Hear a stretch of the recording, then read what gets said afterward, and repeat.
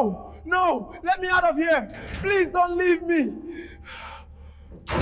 Tony Arinz's scream echoed through the hidden basement as the metal door slammed behind him. His wrists burned against the ropes, his ankles shook violently, and his voice cracked as he shouted, "Please! Somebody help me! Please!" But nobody heard him. Nobody ever heard anything from this room. Yet just 23 days earlier, Tony had been laughing with his friends in front of Iwika State University's cafeteria, pretending his life was perfect, pretending everything was normal, pretending he wasn't about to make the worst decision of his life. The night everything changed, Tony had shown up at a private party in the city. Music shook the walls, expensive perfume filled the air, and wealthy, powerful men and women walked around like they owned the world. Tony didn't belong there. Everyone could see it. But he was determined not to feel small. Then she entered. Rochelle Okafor, 45, commanding, wealthy, elegant, and wrapped in a silk dress that seemed to obey her body. She spotted Tony standing alone and walked directly toward him. "You look lost," she said, her voice warm but heavy with authority. Tony swallowed. I just came with a friend." Rochelle smiled, tilting her head. "No, you came looking for something. I can see it in your eyes." Her perfume overwhelmed him. Her confidence paralyzed him. "I don't know what you mean," Tony said. "Oh, you do," she whispered. "You want more out of life. You want to stop struggling. You want to be seen. And you're tired of begging the world to notice you." Tony couldn't deny any of that. "So what if I could help you?" she asked. Tony looked up at her slowly. "Help me." "How?" Rochelle chuckled softly. "Come sit with me. Let's talk." That night, she listened to him with unusual intensity. He told her about his family, his school fees, the pressure from friends, the embarrassment, the need to prove he was somebody. She nodded at every word, studying him like a rare artifact. "Tony," she finally said, "I can take care of you. Completely. But nothing comes free in this world." "What do you want?" he asked. "Commitment," she answered. "Loyalty. And when you graduate, marriage." Tony froze. Marriage? To her? She placed her hand under his chin and lifted his face gently. "I'm not asking for much.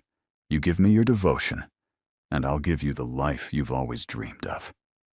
Tony exhaled slowly. He thought of his empty bank account, his unpaid fees, his mother who sold vegetables in the market, his friends who mocked his poverty behind his back. Maybe, just maybe, this was his escape. "I'll do it," he whispered. Rochelle's smile widened. "Good. Because from today onwards, Tony, you belong to me." The next few months were a dream, or at least they looked like one.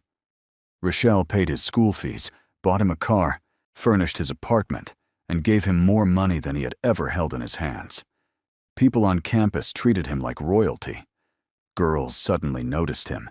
He felt respected, powerful, desired. But he never loved Rochelle. He just loved the life she gave him. And that was where the danger began. Because Rochelle loved him completely, painfully, obsessively, and she expected that devotion in return. "Call me when you arrive on campus," she would say. "Send me your class timetable. Why didn't you pick my call? Who is that girl beside you?" Her tone sharpened each week, but Tony kept smiling, lying, pretending.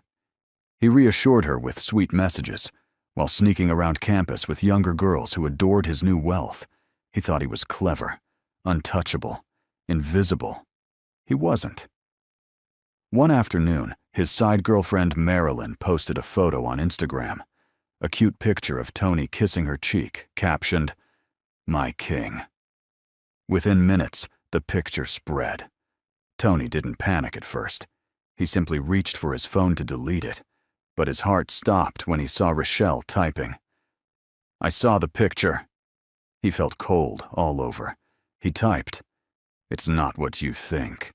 Before he finished, she replied, "Come to my house tonight. We need to talk." Tony showed the message to his friend Kenneth. "Bro, don't go," Kenneth warned. "This woman is not normal. She gives me scary vibes." "I can handle her," Tony insisted. Kenneth grabbed his arm. "Tony, listen to me. Rich people don't play fair." Tony pulled away. "Relax, I'll fix this." But he couldn't silence the fear crawling up his spine. When he arrived at Rachel's mansion that night, she greeted him with a soft smile that terrified him more than any anger would have. "Come in," she said calmly. "Dinner is waiting." Tony stepped into the dining room. The candles, the wine glasses, the calm music. It felt wrong. It felt staged. He felt like prey. Rachel poured him a glass of wine. "Sit, eat. Talk to me, Tony. Tell me why you betrayed me." "I didn't." "Don't lie," she interrupted, her smile tightening. "Rachel, I'm sorry, okay? It was a mistake. It won't—" "Drink your wine," she said. Tony hesitated. Something was wrong. "Rachel, what did you put?" "Drink it," she repeated, her voice dropping an octave.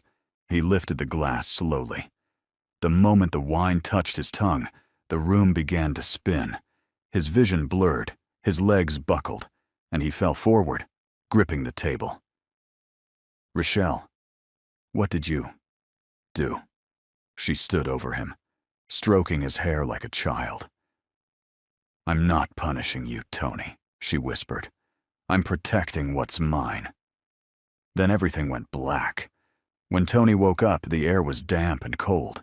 His wrists were tied behind him, his ankles bound, his shirt torn. A single bulb flickered above him. Where am I?" he murmured. The metal door clicked. Rachel stepped inside slowly. Calm. Cold. "You're home," she whispered. Tony screamed, "Let me go." She touched a finger to his lips. "Shh. If you shout, you'll make me sad. And you don't want to see me sad. Rachel, please. Please don't do this. Please." She tilted her head. "You said you belonged to me. I take that seriously." Tony's heart thundered. He tried to break the ropes, but his body was too weak, too dizzy. "Why are you doing this to me?" he cried. Rachel smiled softly. "Because love is not a game, Tony. You treated me like an option, a wallet, a joke." She leaned closer. "Now you'll learn devotion." His screams echoed through the room. If you're enjoying this gripping tale, make sure you subscribe, like, and comment to support this channel. It keeps stories like this coming your way. Outside the mansion, the world continued normally.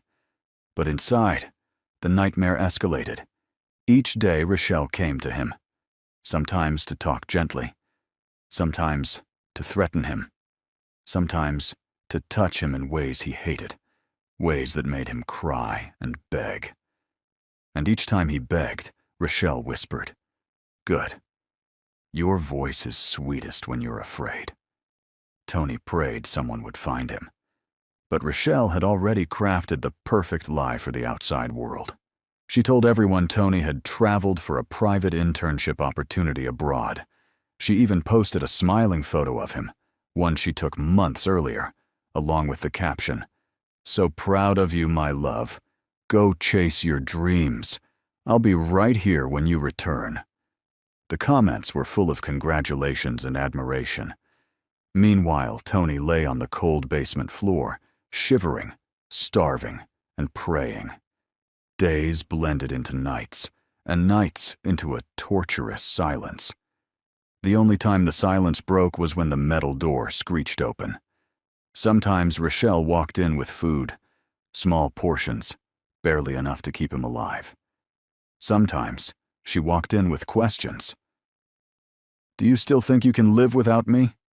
Were those girls worth it? Will you obey me now?" And sometimes, worst of all, she said nothing. She just watched him, studying every shiver, every tear, every breath. Tony's mind began to crack. He started hallucinating voices. He saw shadows moving when there were none. He heard his mother crying his name. He heard Marilyn screaming for help. But no one came. One morning, Rochelle entered holding a small leather notebook. She knelt beside him. "Tony, you've been here for 8 days. I think it's time you show me you've learned." Tony's voice was barely a whisper. "Please, just let me go." "I will," she said softly. "But not today." She opened the notebook.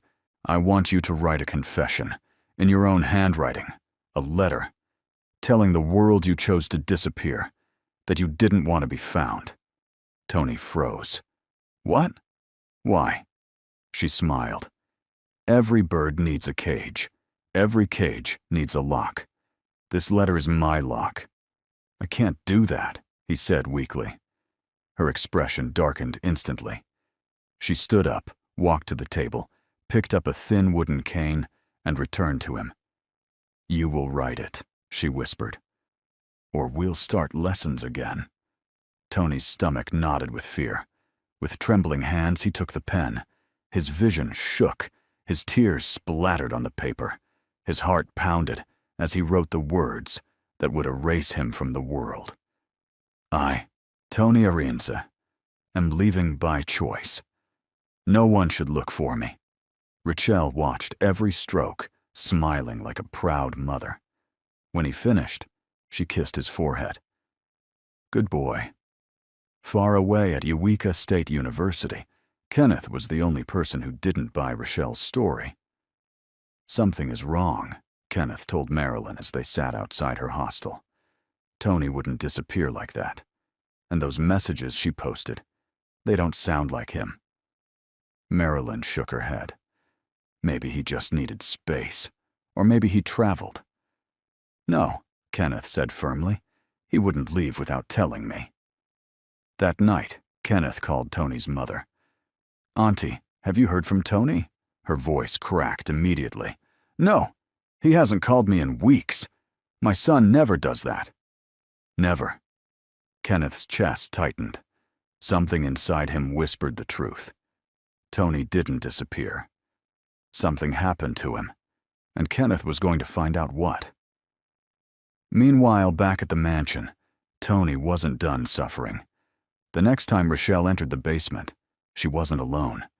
2 muscular men followed her, her private guards, both expressionless, both dangerous. Tony felt his soul shrink. "Rochelle, what's going on?" he whispered. She brushed her hand gently across his cheek. "Tony, you're too fragile, too emotional. I think a little reinforcement might help your discipline." One guard cracked his knuckles. The other pulled out a small metal box filled with folded tools. Tony's heartbeat slammed against his ribs. "Rochelle, please, please! I'll do anything! Please don't let them touch me!" She leaned closer. "You already belong to me, Tony. But now, your pain will belong to me too." His scream tore through the basement as the guard stepped forward. If you're still watching this story, hit like, subscribe, and turn on notifications, because this nightmare is only getting deeper. That night, after the guards left, Tony lay unconscious on the floor, bleeding, broken, and barely breathing. His entire body shook with trauma. His wrists were raw, his lips cracked, his breath sharp and painful. Rochelle stood by the door, watching him with chilling calmness. "I don't enjoy hurting you," she said softly, "but I enjoy having you." She locked the door behind her, and Tony's tears mixed with the dust on the concrete floor. Upstairs, Rochelle's phone vibrated. A message from Kenneth. "Good evening, Ma. I'd like to know Tony's exact travel date. I'm trying to track something down. Please respond." Rochelle's eyes narrowed. Slowly, she smiled. She typed, "Come to the house. I'll explain everything." Her finger hovered over the send button. Then she whispered, "One bird is in the cage. Maybe it's time to catch another." She clicked send. and Kenneth had no idea. He had just walked into the lioness's den,